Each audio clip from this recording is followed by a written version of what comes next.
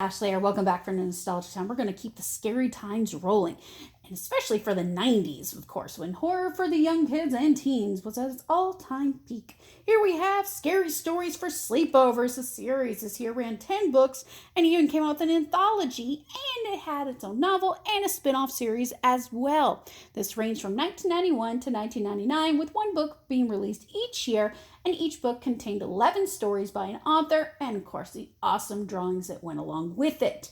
Oh, you gotta love those drawings. It was one of the reasons I fell in love with scary stories to tell in the dark, and of course scary stories for sleepovers.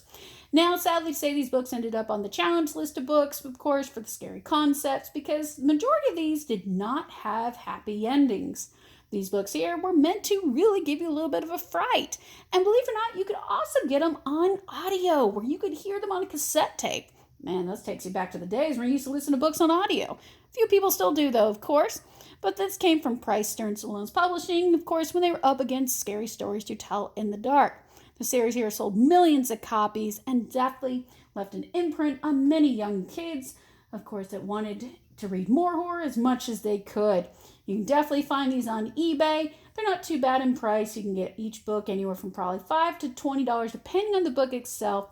However, I recommend getting them in bulk if you can, because then you'll have a better chance of getting about 5 or 6 of them for $30. It makes it a little better deal. And in some cases, you can even find them at thrift stores and McKay's, which is a used bookstore, in select areas.